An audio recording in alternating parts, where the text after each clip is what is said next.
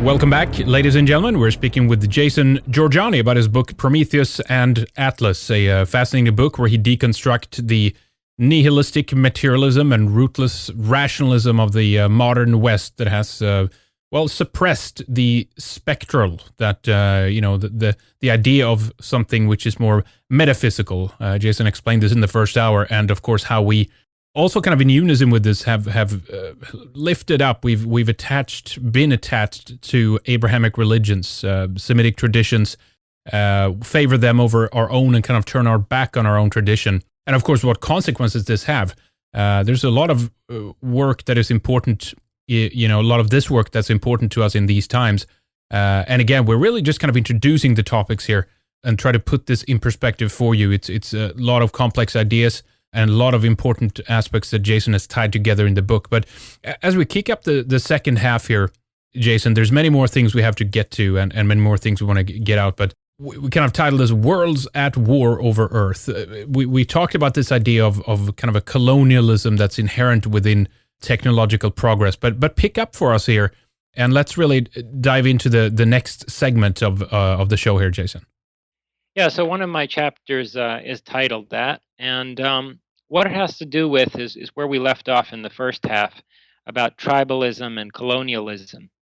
So, at the very outset, I mentioned that there are several senses of the word spectral at play in my book, and one of them is spectrum, a continuum that defies binary oppositions. So you often see really not often, always in tribal societies, you see these taboos defined in terms of binary oppositions, like king, pauper, clean, unclean, life, death, spirit, matter, male, female.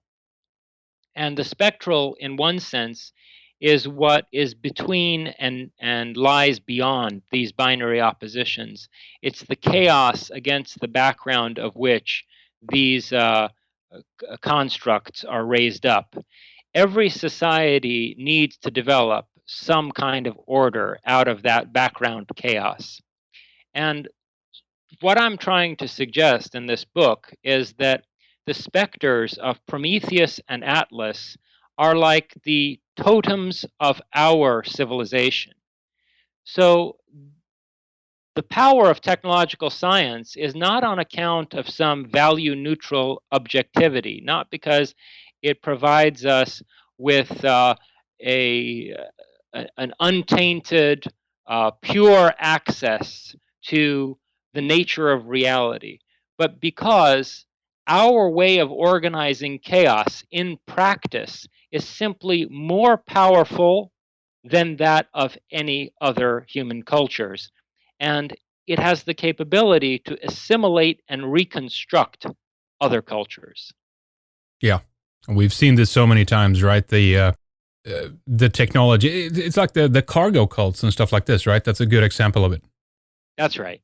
And so in this chapter of Worlds at War Over Earth, I develop a line of thinking that Martin Heidegger first worked out in the 1930s. He suggested that different human societies have different worlds, and it's meaningless to talk really about a single world. We shouldn't conflate world with Earth, because there are many different worlds on the Earth, or at least there were before the epoch of modern technological science. So before elaborating on that, let me go back to this concept of techne that I hinted at in the first segment, the Greek root of the word technology. So techne means craft in Greek. And it's interesting that this is both at the root of craftsmanship in the sense of technical manufacturing, and also what we think of as fine art. So these two were not fundamentally distinguished from one another for the Greeks. And in fact, in the European Renaissance, you see this awareness of the unity of craft as technology and craft as art reemerge as well. For the Greeks, techne was a modality of poesis or poetic composition, of poetic creativity, or uh, the kind of vision that you see in the fine arts and literature.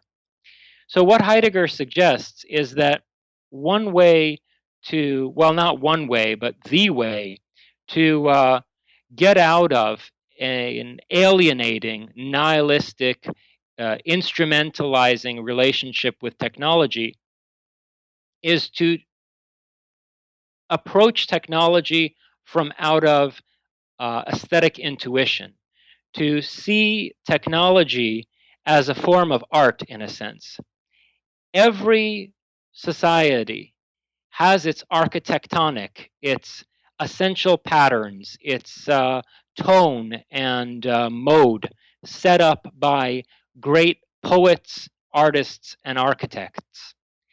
And so, what Heidegger seems to be suggesting is that if we are to find a homeland again in this uprooted age of globalizing technology, we need to be able to see technology through the eye of aesthetic intuition and grasp the way in which it has its own ethos and is a form of poetry.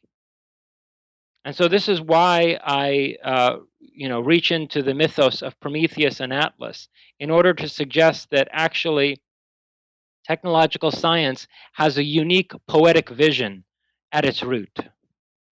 Let me ask you this. I mean, or point this out rather. Technology is our culture. I mean, isn't it? From cars to computers and satellites, no one else have developed this in the capacity that we have. But what I find interesting too, Jason, is that it's been, in some regards, equally alienating to ourselves as to some of the cultures that, well, we, with the aid of this technology, have more or less colonized, right?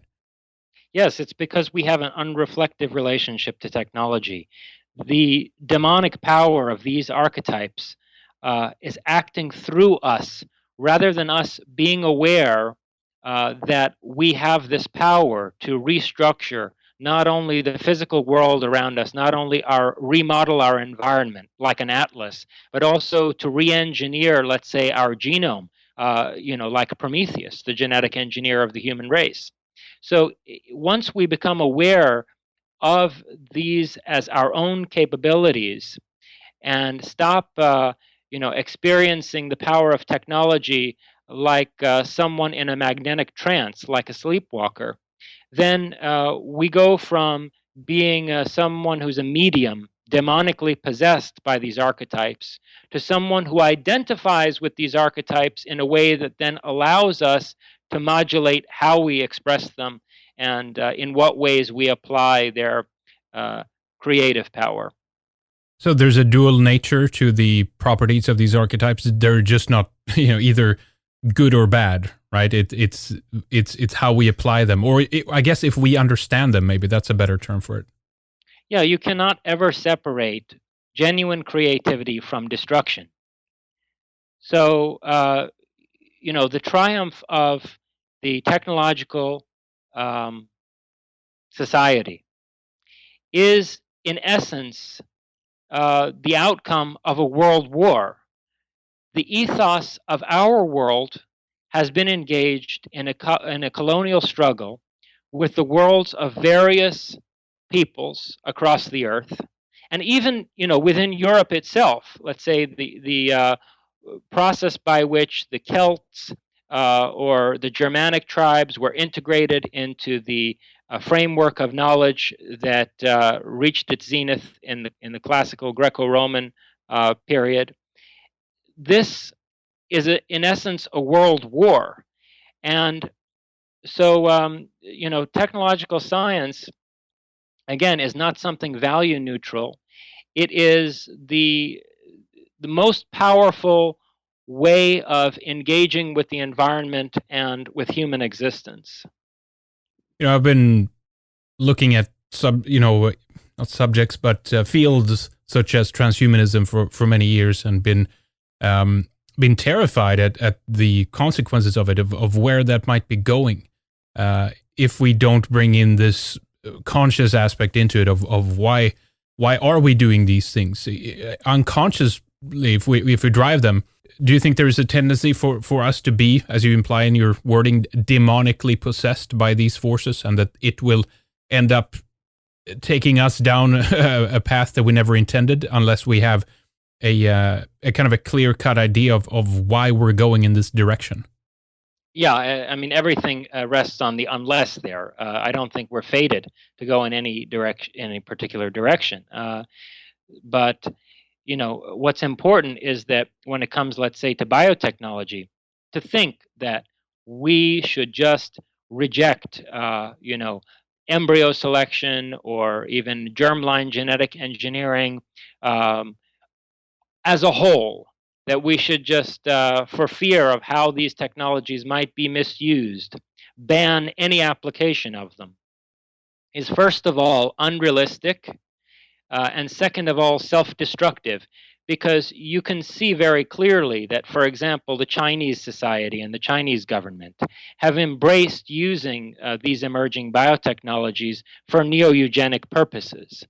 And those people do not have the same organic relationship to biotechnology and to the biological sciences that we do. These are things that came from our civilization, and that they have sort of a relationship to at second hand. So it would be a grave mistake to allow a culture like that to determine the ways in which this technology is going to be implemented. So, yeah, we need to take responsibility for our capacity to transform the human condition by means of technological science. And this is, I think, what it would mean to identify with Prometheus. Instead of being an unconscious medium for Prometheus to act on the world, we need to identify with Prometheus and, in a considered and reflective way, contemplate what applications, say, of biotechnology would lead to a condition of human flourishing, would lead in some positive sense to a superhuman condition, and which ones would be transhumanist in a negative and sort of destructive sense, which ones would degrade the human condition. Yeah, I mean, I think that there are many groups that would, at the turn of a dime, would seek to advance their, ethnic interest, their group interest above ours, utilizing this technology, right? So we have to, how do I put it? We have to watch our back, right? Not only do we have to watch our back, I mean, one of the most important points that ought to be made with respect to the archetype of Atlas is that if you think about regulating biotechnology, this is something that has to be done on a global scale. There is no way that you are going to be able to, hide in some corner of the world and fortify yourself against some other culture, some other country's government deciding to, let's say, use human cloning in order to develop a genetically engineered race of biological robots and propagate them on the earth and God knows where else. Right? I mean, this is something that would need to be nipped in the bud on a global scale. You need a global regulatory mechanism for that. So, and you can, apply this across the board to technological developments. For example, the integration of robotics with virtual reality to develop, drone warfare systems. These things have implications that call into question the very nature of the human form of life. And we can't allow one or another country or culture to pursue an independent path to these technological developments. It threatens the entire human race, and it has to be decided on with a view to the future of the entire human race. So this is a way in which the Promethean power of technology also requires an Atlantean governance of the earth. And so, to go back to Heidegger, the outcome of this war of the worlds over the earth ultimately is some kind of planetary order. And so it's very important for us to try to contemplate what that would mean in a way that does not negatively destroy diversity, and in a way that allows for a more creative human society rather than some kind of meaningless homogenization on a planetary scale. All right. So here is where people might understand that there is a need for a kind of a neo-imperialism, even a cosmopolitan attitude to a certain extent. That your suggestion here is we need to oversee these systems that are developed, the technology, because otherwise this might get out of hand real fast. And you told me something when we met last time, and I've used it in a couple of shows because it's so good. But you made the analogy of you just don't hand over the matches to your kid and let them play with it. And it's, I thought that was true, and it was it made me realize both the danger that we're in, but also the responsibility to a certain extent that we carried to make sure that this is done right, basically. Yeah, there you go, Henrik. I mean, that's exactly the problem that I have with a lot of the discourse in the new right or the alt-right, which is frankly isolationist and protectionist. People, I understand the motivation behind it, but it is the wish to carve out a defensive posture, which fails to recognize that being the overseer of technological development is our destiny as a people. That's the way in which Atlas is a god to us. Atlas is, one of our gods. And so we can't abdicate that responsibility at the zenith of global technological development. We will need to develop some form of world order in which we make sure that, advanced drone warfare is not being used by, some Islamic militant group somewhere. We can't allow a free access to every form of technological development to any inwardly focused sort of insular cultural group at whatever corner of the planet. We need a global regulatory mechanism. And so this is the way in which the archetype of Atlas complements the archetype of Prometheus. Insofar as you have this Promethean drive toward unconditional, unbounded technological development based on a willingness to know at any cost, you also have to have an Atlantean stewardship of the earth and a sense of global responsibility. Yeah, it's very interesting. Let's talk a bit more about otherwise. What do you think we are looking at? I mean, we have not only biowarfare and genetically designed viruses, what have you. We have nanotechnology. We have, as we mentioned, transhumanism. We have artificial intelligence. And interestingly, again, I go back to that point, SRI are like actually developing, artificial intelligence now and things like this. It's almost like that you have an overlap within some of those groups of going from the metaphysical, if you will, or of the psi aspect to this into the scientific development, which is almost beginning to approach kind of a metaphysical, a paranormal kind of state, if you will. Right.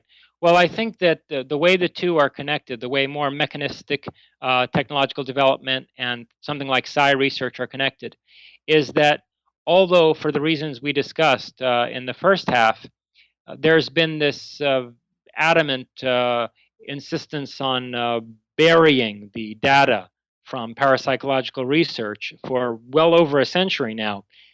This is not going to be sustained because when you try to really replicate human intelligence in a computer, when you move toward genuine artificial intelligence, at some point, if you're working with a flawed mechanistic model of the mind that doesn't give you the results that you'd expect, you're going to happen upon this psychical dimension of human experience.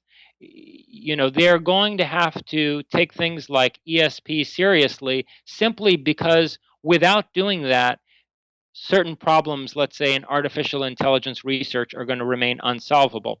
Alan Turing admitted in a paper that he wrote that the one major problem with his scenario of the Turing test was if telepathy was a genuine human capability, and he took this possibility very seriously.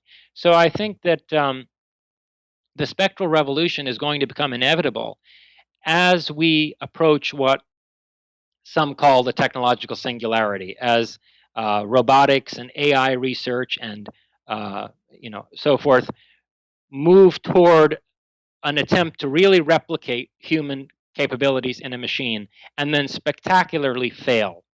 And this is a place where I think biotechnology is going to become very important, because once they recognize that, yes, things like ESP and psychokinesis are real, they will also recognize, well, these are properties of organisms. And if we want to develop an artificial intelligence that doesn't fail because of a flawed mechanistic model of the mind, we're going to have to take a biomechanical approach to it. And so we may see AIs developed who also have extrasensory perception and psychokinesis and so forth. So the spectral revolution, I think, will be affected on the way to this so-called technological singularity. So they will kind of balance each other out to a certain extent, right? That if you have properties developing on the technological level that are so far ahead and so advanced, a recognition and consequently a, I guess, adaptation of some of those abilities that you described to us in the first hour would kind of help to remedy some of the advantages that technology would have over us. Is that correct? Yeah, well, the false distinction will be deconstructed, and we will wind up with a spiritual science and spectral technology. And the really significant implication of that, when we think about worldview warfare, when we think about worlds at war with one another over the earth, is in terms of the question of religion. Because, see, in my book, I look at some of the founders of modern mechanistic science and show how their materialistic understanding of the human being and nature had a parasitic relationship with Abrahamic religious orthodoxy. It was a soulless form of science, a soulless type of science, whose propagation ultimately aided the church and was in the interests of the church establishment, because it had such a nihilistic view of the world that the human mind was unable to tolerate it, and your average person was going to run right back into the arms of the church and look to them for all of the keys to the meaning of life and the destiny of their soul. So if we develop this spiritual science and spectral technology of the future, that will also dynamite the barrier between science and religion, at which point we really have to ask ourselves, what really is going on in all of these religious scriptures that have been handed down to us? What is the miraculous? If telepathy, psychokinesis, all of these acts of levitation and miraculous healings and so forth, messages communicated from God and angels that we have recounted to us throughout the history of religious scriptures, if these are perfectly natural abilities and we develop a handle on them in a kind of technological scientific way, then obviously our relationship to revealed religion is going to have to radically change as well. Yeah, that's right. Yeah, I wonder what that would mean. I wonder what reaction, counter reaction. It's very interesting times right now, considering the expansion of Islam and the potential development of things like this. You kind of alluded to that earlier, and I just both then on one hand, of course, how they would maybe seek to utilize some of the technology here, but also maybe their counter reaction to some of these things. I can definitely see a kind of a, not only a superstition, but almost like a what would you call it? There would be kind of a persecution, maybe even almost on top of this. Well, okay, so two things. First of all, I mean, they would see the rise of that kind of spectral science and technology, especially if it were connected to, or if it implicated a kind of global regulatory mechanism, they would see that essentially as the government of the Antichrist. Okay, Yeah. but we ought to remember, with a view to our own civilization, that the last time abilities like this were publicly acknowledged and the legal system had to contend with them. In other words, last time we had a society where it was acceptable to say, my neighbor hexed me, and such and such a calamity was caused by this person's ill intention. Those were the days when the Holy Inquisition was burning witches at the stake. Right. We had a legal system that dealt with psychic phenomena, and it was horrific. So, this is quite a challenge in terms of restructuring our socio-political system. Yeah, it certainly is.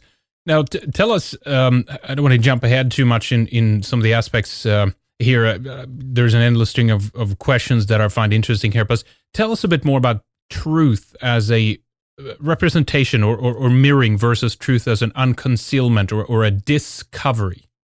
Well, Heidegger draws this distinction between veritas, the Latin veritas, truth as a representation of some objective reality on the one hand, and what the Greeks called aletheia, or truth as unconcealment. The a there at the beginning is a privative. So lethe means covered overness, concealment. It has also a connotation of forgetfulness, basically occultation.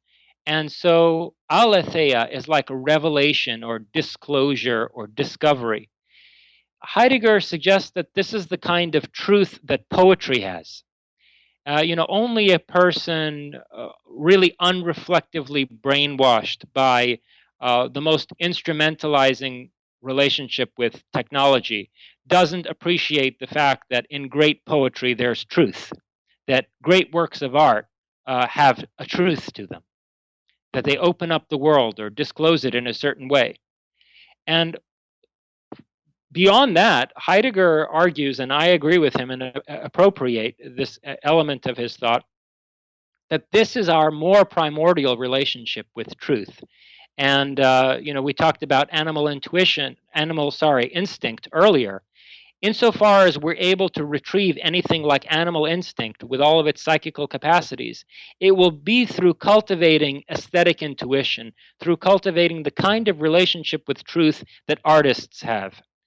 That is more fundamental than truth as representation. And what I argue in Prometheus and Atlas is that truth as representation, our will toward anticipation and projection, and our attempt to grasp and model the world, actually is based on a certain poetic idea or ideal. It's based on these Promethean or Atlantean archetypes, which are poetic ideas, they're aesthetic ideas. They have ultimately the kind of truth that you have a rapport with through poetry and art. So, the other important point here is that if you look at traditional societies in various parts of the world, going all the way back through time, there's a sense in which, at their zenith at any rate, their form of government, their state, is a reflection of their art and their mythos, that in some way their poetry is reflected in the structure of their government, that the style of their art organizes their life socially. I mean, the epitomizing example of this is something like ancient Egypt. But you see it in various cultures where the great poets of a people, the artistic visionaries of a people, like the Homer of Greece, sets the tone for the whole culture. And so Heidegger makes this argument that the state of a folk is a total work of art. It's the most complete artwork, in the context of which all of the other arts are elaborated and which all of the other arts feed and nourish. So in the age of globalizing technology, insofar as we're able to overcome the uprooting effect that technology has had and find another home, to be at home in the world again, we also have to develop a kind of state and forward a type of statecraft that more consciously reflects the archetypes of Prometheus and Atlas. That's interesting. I mean, when you say the state of a folk as a total work of art, then I have to say that, well, our folk today then is like modern art. It's crap.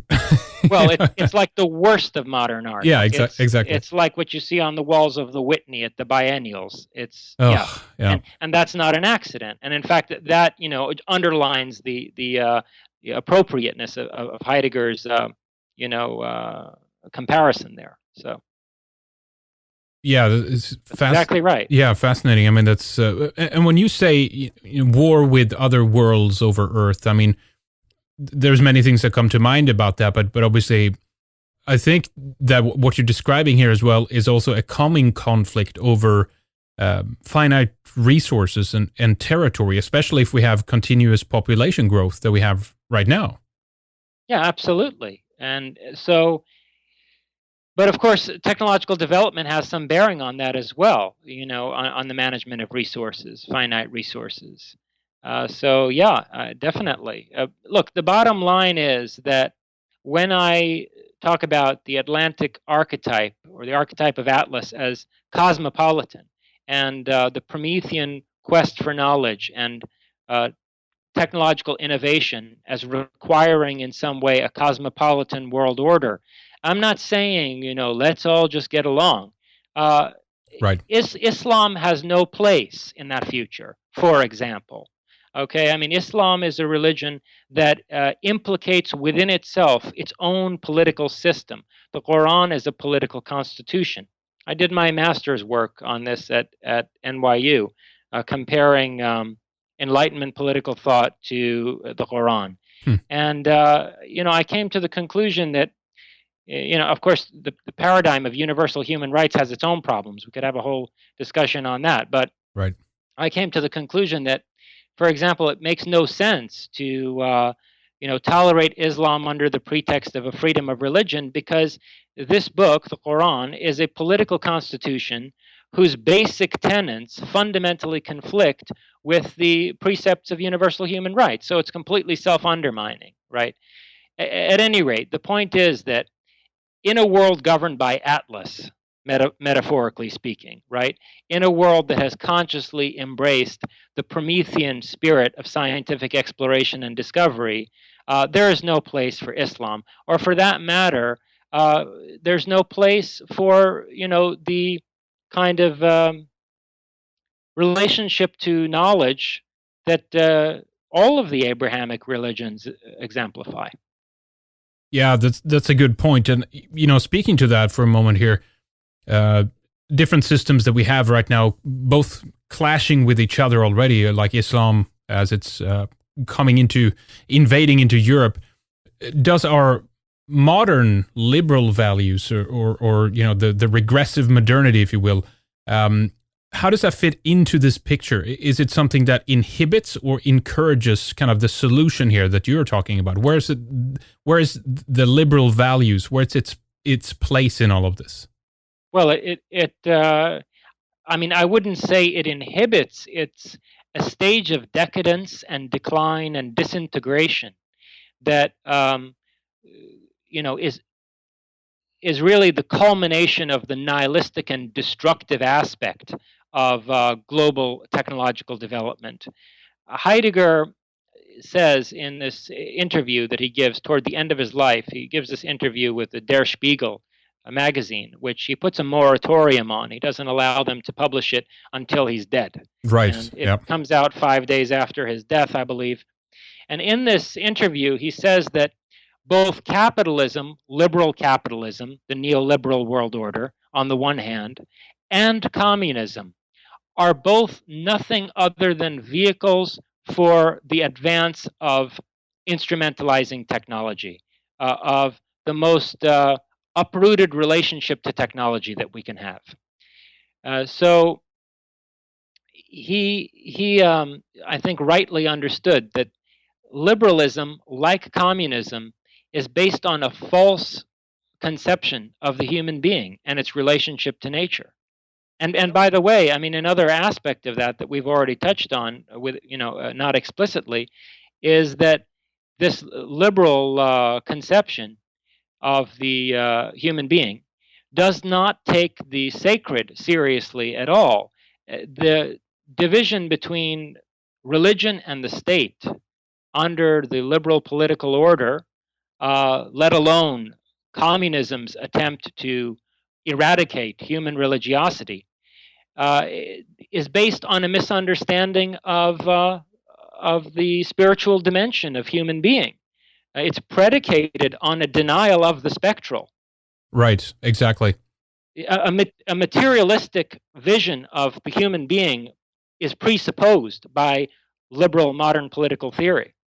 And it creates a really a sick, or a how do I put it, a rotten core, right? It's a fundament which is, well, it's kind of non-existent, but it's faulty. You can't build anything on it. I think that's why largely we're in the situation we're in, because we haven't had a strong foundation to stand on and build on, and we're building this giant tower, and it's toppling over because we haven't had the foundation that we need in place. Yeah, speaking of that, let me point to another very important idea that I appropriate both from Heidegger and from Nietzsche, who Heidegger is reaching back toward in this respect, that has to do with this need for a foundation, and is also in a certain way a critique of liberal politics.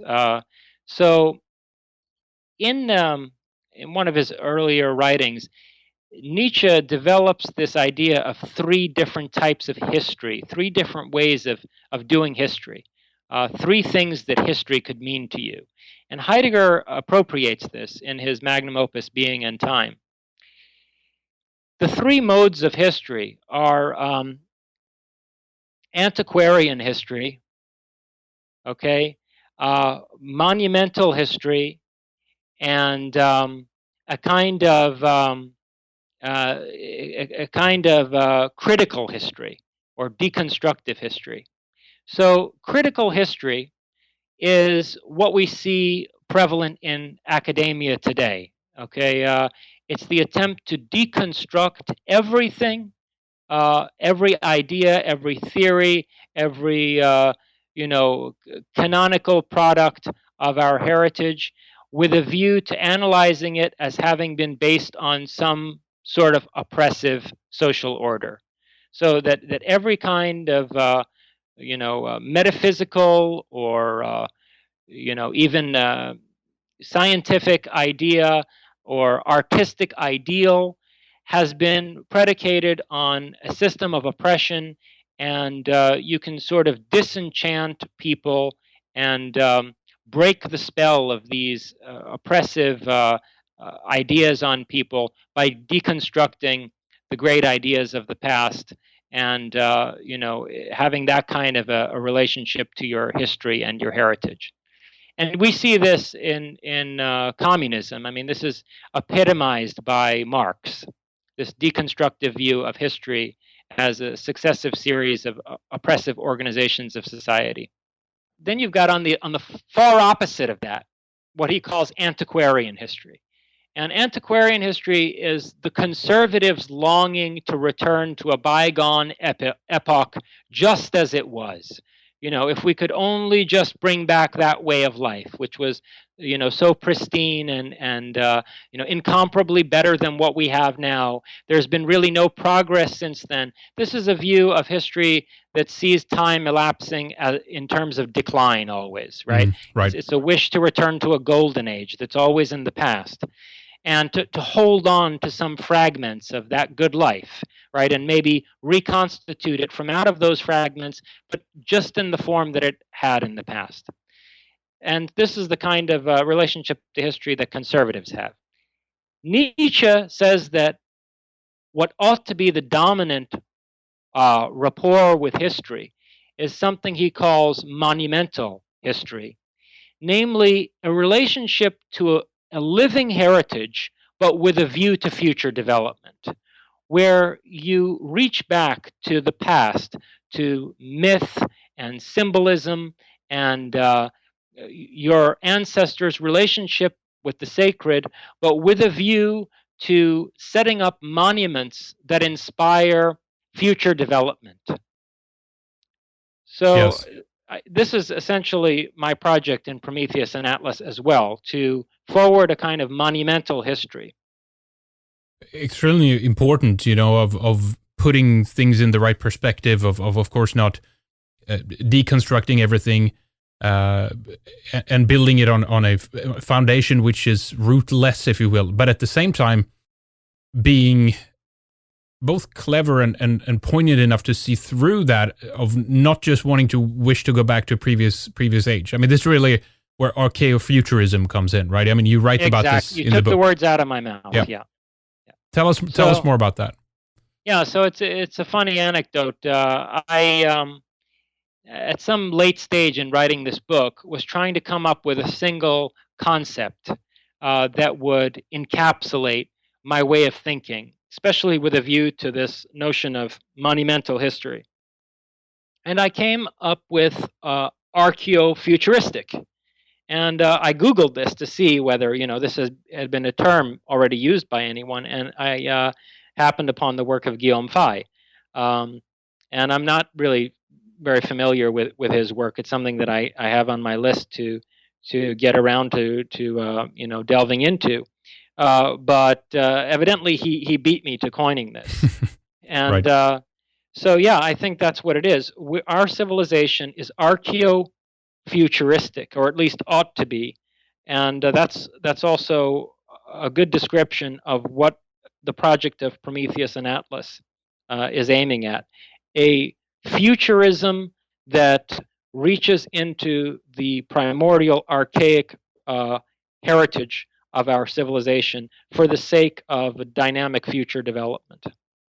Yeah, I mean, we've talked about that for years on the show, of utilizing both of these functions of trying to come to terms with the fact that we are not going to just go backwards all of a sudden. It's just not going to happen. I mean, look at technology itself, the development. It's so far it's been, if we can do it, we will do it, right? Whether or not it's a good idea or whether or not it just runs. It just goes with incredible speed these days, and we are just kind of hanging on to it. And so if we don't have both a model in place, but also an idea of how to do and how to function within this, we're going to be toast, to be honest, I think.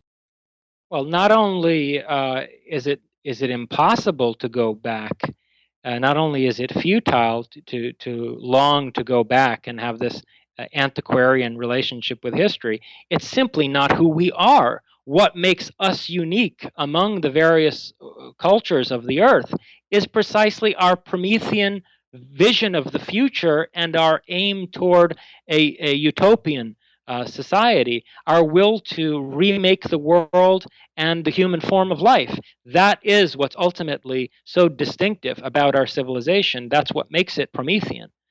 So it's a question of balancing that very eccentric, really almost mad, insane quality of our civilization with a rootedness in heritage and a rootedness in the earth in a way.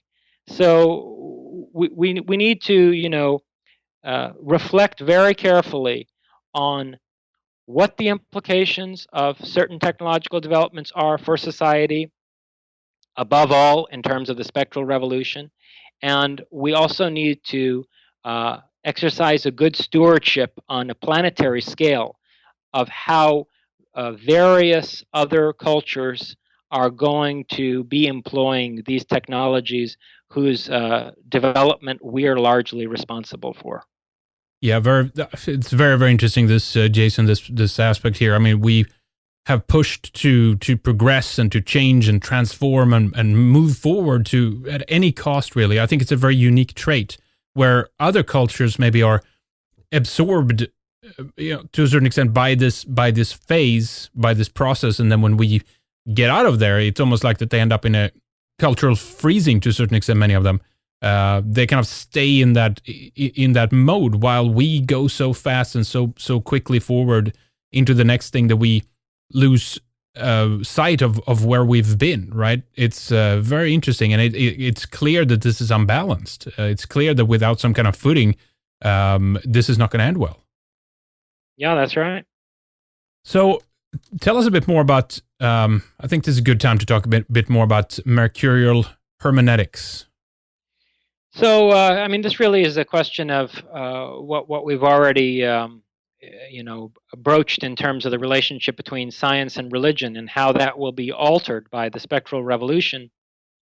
Hermeneutics, comes from the name of Hermes, the god Hermes, and it's traditionally used to refer to interpretation of religious scriptures. Later, it meant interpretation of texts in general, but originally, hermeneutics was the business of theological, scriptural interpretation. And mercurial, refers to Mercury, who is the Roman version of the god Hermes.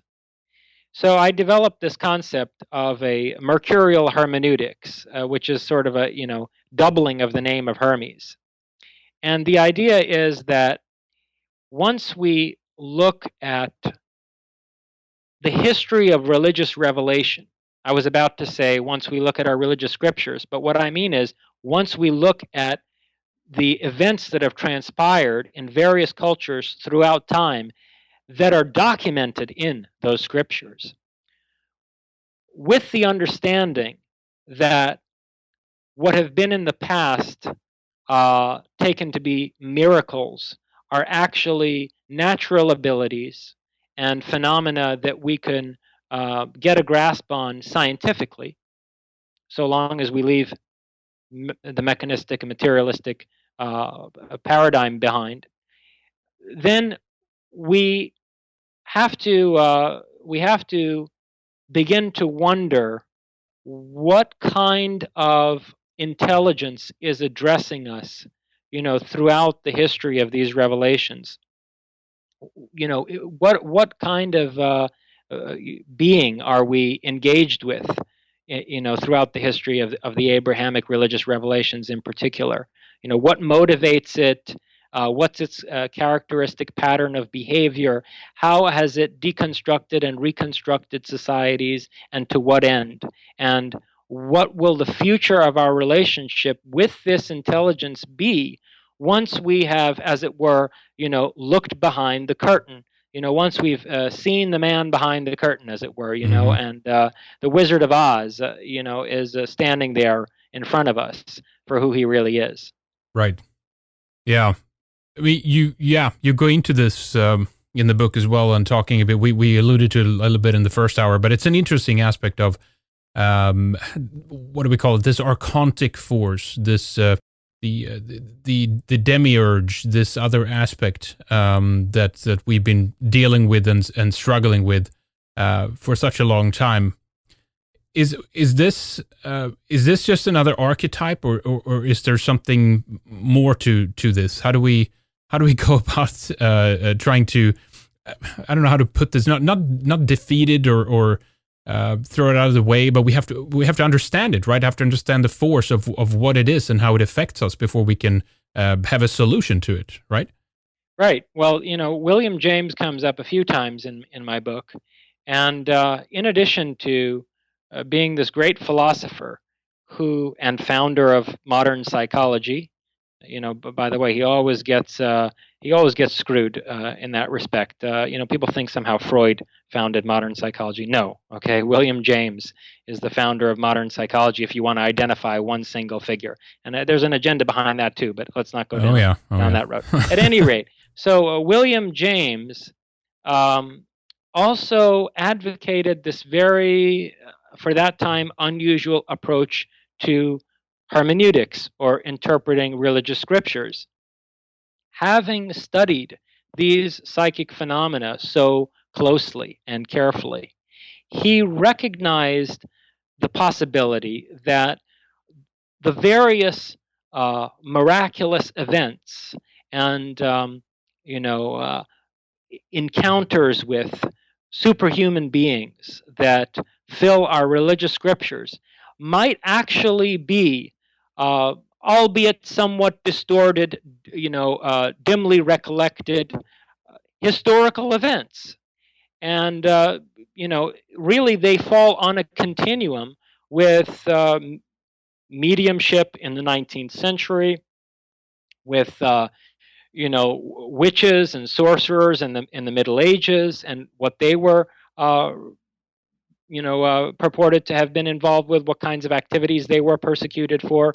You have these kinds of encounters stretching all the way throughout human history. And James takes the view that we ought to radicalize empiricism if we're going to take seriously that the basis of scientific research is uh, our study of what presents itself to us in our direct experience, then we have to admit what people marginalize as the paranormal as well. And if it happens today, it happened in the past, and we need to look at the encounters that, say, Moses has, or Muhammad's mediumship when he is allegedly receiving the Quran from some unidentified source as a voice in his head.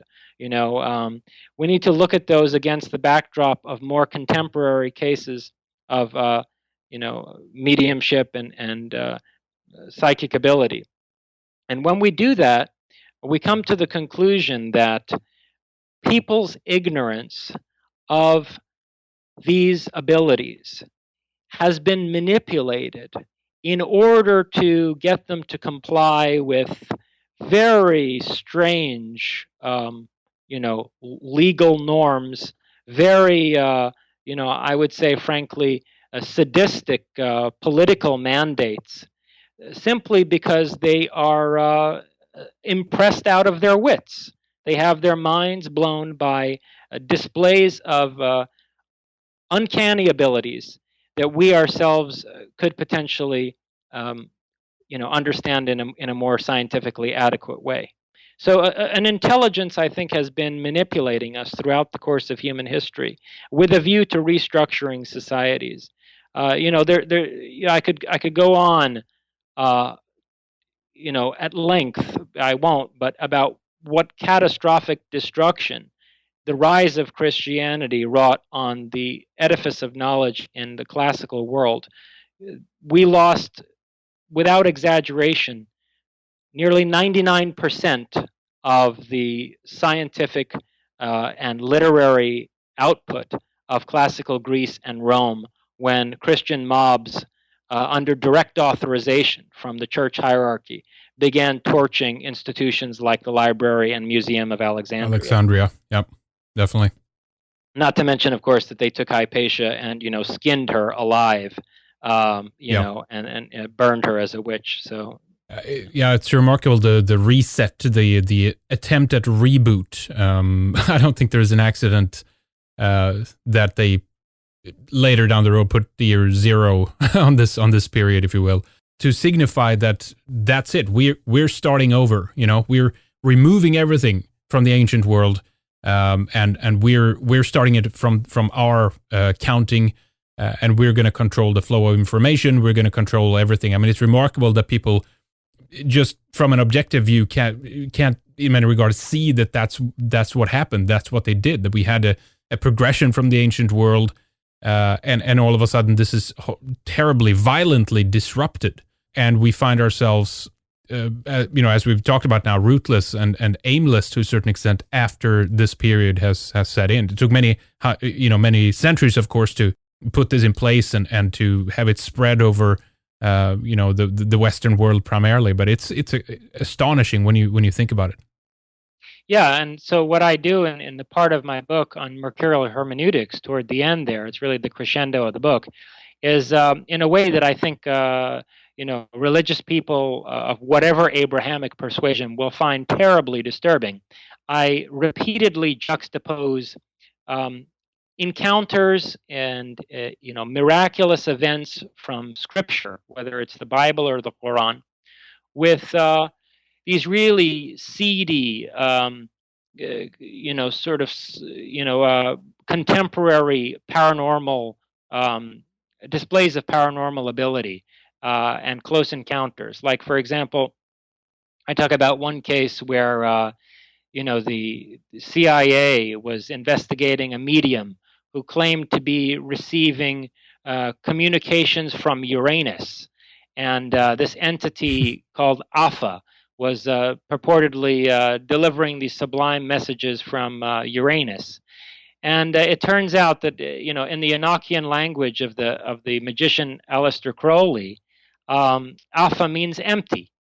And these guys from the CIA were, dead serious, sitting there taking notes on this. She even was able to train them to produce UFO sightings themselves. And all the while, I think, frankly, they were being manipulated by somebody from out of Uranus. And Yeah. you have all of these cases, like this guy Ted Owens in the late 70s, Right. early 80s, Yeah. who essentially wound up claiming that he was a Moses-like figure standing up against the Goliath of the United States government. And he had the power, psychokinetically, to stop forest fires and, wage a war against the Soviet Union for the U.S. government. But if they didn't allow him to benefit humanity in these ways, he was going to start forest fires with his mind. And he, at one point, even knocked a commercial airliner out of the sky. But again, here's a man who is wielding these extraordinary psychic abilities and claims to be in communication with some superhuman celestial intelligence, and explicitly analogizes himself to Moses. So a third example, which really will get the Muslims riled up, is I compare in fairly great detail the features of a mediumistic case of the late 19th century, where a certain European gentleman, Albert LeBaron, was contacted by this entity who claimed to be God, and essentially set on a religious mission. And he developed a small group of followers who really wanted him to play the role of a prophet. But this guy was simply too educated. He spent his free time reading Kant. And so he went and checked himself into the Society for Psychical Research and had people like William James study him. And they came to the conclusion that he was a victim of distant telepathic manipulation from some unknown source. Now, I suggest that there are a number of features of this case which are identical to the features of the prophethood of Muhammad. And so what we're seeing is that these attempts of some kind of a trickster to manipulate human society are becoming less and less effective, fortunately. Mm-hmm. Right. So, and are you saying that these attempts are, I mean, in some cases, it seems to be clear then that obviously there's intelligence services involved, that they're manipulating, trying to create something else here. But you're saying that there's a true force behind some of these attempts to control and sway and manipulate certain human beings. Yeah, well, Jacques Vallée's work is very important in this regard for me. I draw on Jacques Vallée's analysis of the UFO phenomenon. This is a man who was really integral to the establishment of the internet. He did some of the most pioneering work in the ARPANET project, which eventually became the internet, renowned computer scientist, but also an astronomer by training, who wound up being initially brought into UFO research through Project Blue Book and then pursued it independently for decades. He pointed to the fact that many UFO cases involve psychic phenomena. And, the real nuts and bolts UFO researchers often like to ignore this or downplay it. But in fact, you really have to wonder to what extent the UFO phenomenon involves a manipulation of extrasensory perception and psychokinesis. Some of these objects, quote unquote objects, behave more like ectoplasm than anything that's going to be wheeled out of an aeronautics factory in the future. And many of these cases involve telepathic control or communication of some kind, or out-of-body experiences. So, some have gone to the extent of suggesting that the entire close encounter phenomenon, which again I would suggest goes all the way back through human history, and we see it in the Abrahamic scriptures, some have suggested that the whole thing is some kind of psychical phenomenon. Carl Jung, most prominently in his book on flying saucers, forwarded the theory that these are manifestations of archetypal forces who are resisting our mechanistic, instrumental relationship to nature. Right. Yeah. I don't think that's the case. I think that there are enough UFO incidents where we have very hard data that some kind of objects are involved, and entities with some degree of objectivity are involved. And so Vallée really is right to suggest that there's something going on here with a certain concrete degree of reality, but at the same time it involves a manipulation of what we would call paranormal abilities, which would be expected. I mean, it should be expected that any advanced intelligence, let's say superhuman intelligence, that would be engaging human civilizations, would already have passed through what we're calling the spectral revolution, and would wield telepathic or psychokinetic abilities with the same efficacy that we manipulate mechanical technology. Mm-hmm. Yeah, because another funny aspect of this too is, of course, in the case of Ted Owens there, that, we tend to throw many of these things out if they're claimed to have happened in the modern age, but people still to this day firmly believe in them if these kinds of claims are made about events that are attributed to people in the ancient world, whether that's Moses or Muhammad or, a number of these things. And it's interesting. It's almost like the further back we go, there's somehow more credibility involved in these stories, and possibly they could never have experiencing anything back then as some of these people claim that they've done today. I just found that interesting. We need to obviously be level-headed about these things and see, but I think you're right. I think that there is some kind of force involved to a certain extent in this that we just don't know how to deal with. We're unfamiliar with that. It's territory which we haven't been that well versed in. We have closed the door on these kinds of events, and hence I think some people might it might be too much for them, and they get swept away in being manipulated in one way or another. I'm not sure. Yeah, and the real question is, supposing that this is the case, what are the intentions of this intelligence? Is it purely destructive? I mean, certainly, if you look at a lot of the incidents of genocide and genocidal holy wars that are waged in the name of the Abrahamic God by Moses, what he inflicts on his own people in the Sinai desert, and then right. what Joshua is commanded to do as he conquers Canaan, the various extraordinary technologies and techniques that are employed in that genocidal campaign to found Israel. Certainly there's a suggestion that we're dealing with a sadist, essentially. Yeah. But on the other hand, you also have lots of examples of a kind of black humor. There's a really kind of Joker-like aspect to this intelligence.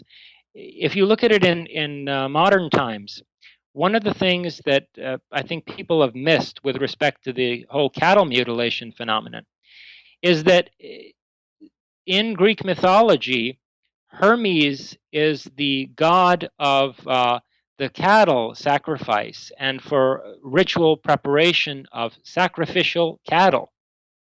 Hermes the trickster. And so I really wonder whether these mutilated cattle are the calling cards of this cosmic joker, who is referring us back to our own mythology, which of course he would have shaped from the outset. Interesting.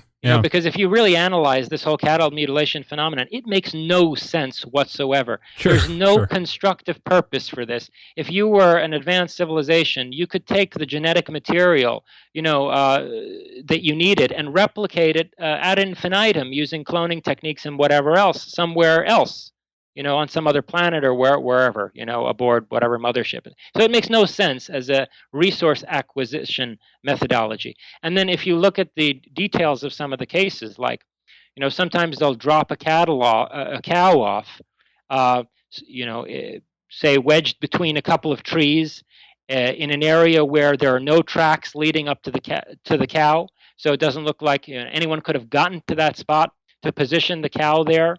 And then next to the very precisely mutilated carcass, you will find a rusty old army surplus scalpel. Right. Yeah. Well, this is a joke. Yeah. And yeah. So. Yeah, it's bizarre because the interesting point. I mean, people throw it out the window because I remember hearing stories about just this off the wall, weird, bizarre encounters. Whether these are contactees or abductees, that obviously people throw it out because it's just so damn crazy, right? These people must be crazy. Well, yeah, the really significant point there, is that absurdity is a methodology of psychological warfare. Right, yeah. When you present, when you present something in a guise of absurdity, it immediately is rejected by the higher intellectual classes of a society. And also, by extension, the political policymakers of that culture are not going to engage with it. So right away, you've gotten past the primary defenses of a society, and you wind up affecting the society from the bottom up. Yeah, so, and yet you have there could be subcultures developing because of this, and as we know, Jason, I mean, although a movement can be very small in the beginning, it could have tremendous consequences a few hundred years from now. Look at Christianity itself, right? How that caught on, in the among the Roman slave classes and stuff like that. Who knew that would be the thing that just spread all over Europe, right? Exactly. So what you can do with absurdity is you can not only get past the intellectual guardians of a society, because, of course, such things couldn't be happening. They're preposterous, right? But also, the people who've had these encounters are then mocked and ostracized. And so they wind up aggregating into these small cults that, in the same proportion that they're marginalized by society, also become fanatical. Yeah. And this is exactly what you saw with Christianity in the Roman Empire. Nobody took these people seriously. And then when they started taking them seriously, they thought that they were, lunatics who were dangerous to the stability of society. Yeah. It was too late by that point. That's right. Yeah. That's right. Yeah, that's interesting because, who knows? I've joked about it a couple of times, but I can't think of a clear example right now, but there has been people that pop up on the radar, even pop, celebrities, what have you. But like, who knows in 200-300 years what kind of cults will be around some of these people or events that have taken place. Let's hope not. Right? Yeah. I mean, that's Exactly. Part of my message in this book is that everything is at stake in the spectral revolution because it has a uniquely deconstructive force. It renders us sort of open and vulnerable to the background chaos of nature in a way that we've never been before. And if we don't already have a view to reorganizing our society, at that event horizon, then some new fanatical cult could emerge from out of that black hole and really establish a tyranny over the human future. All right. Yep. Very well said. Now, what else do you think our audience should either know about our discussion here today or about the book in general before we start wrapping up here for this time, Jason? Anything major that we've left out so far? No, I think that, that's a good cautionary note to end on.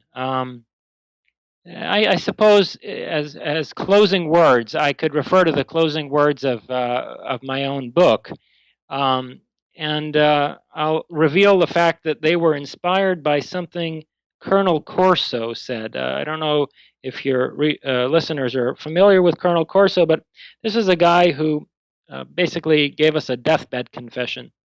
Toward the end of his life, he came out and claimed that in the course of his work with the Foreign Technology Division at the Pentagon, he was involved with the Roswell incident, and that he had access to knowledge about what the intentions of these so-called Greys were, and why it was that the United States government wanted to suppress their encounter with these entities.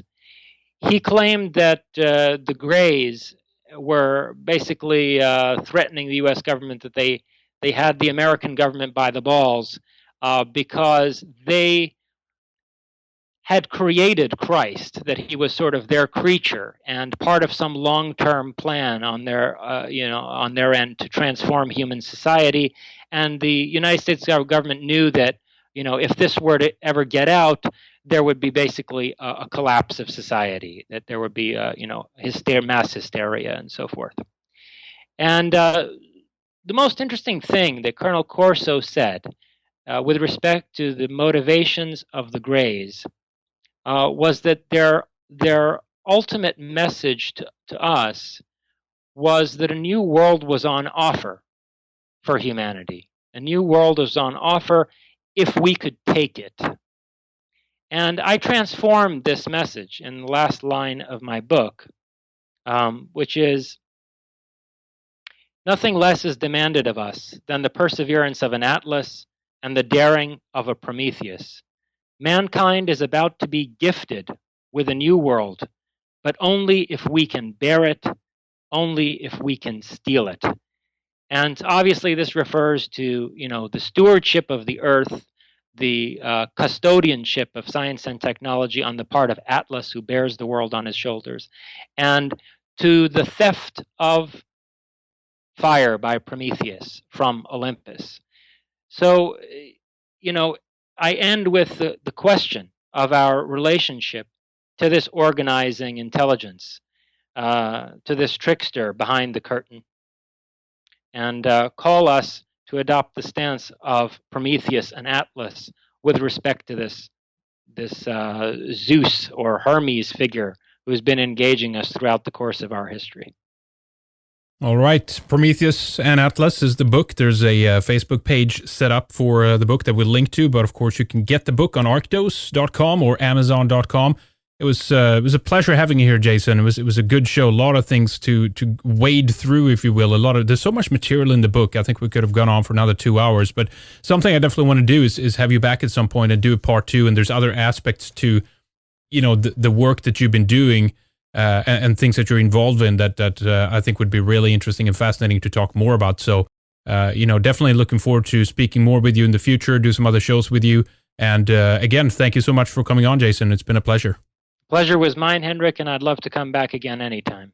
All right. Or is it alt-right? We hope you've learned a few new things today, have some new considerations to bring you to the fold in terms of where we have been and where we are going. In terms of success in the future and survival, this is an interesting discussion. I think we are at a position where we need to consider all aspects, especially outside of the conventions and outside of the box, if you will.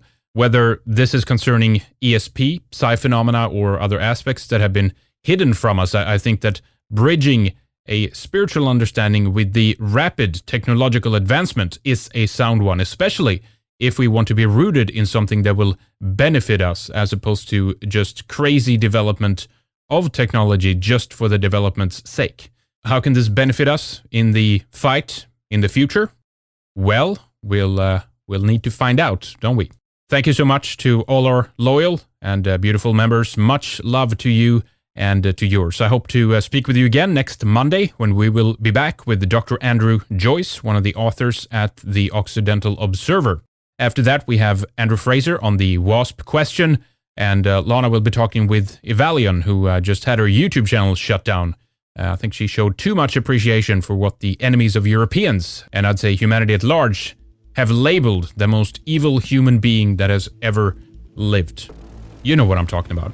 I also have a conversation with Philip de Winter lined up on Flemish separation and nationalism as the demographic situation in Belgium is approaching catastrophic levels. We'll talk to you soon. Don't forget our weekly live show starting June 4th, exclusive at redicemembers.com. Thank you so much for listening today. Have a great rest of your day, evening, or night.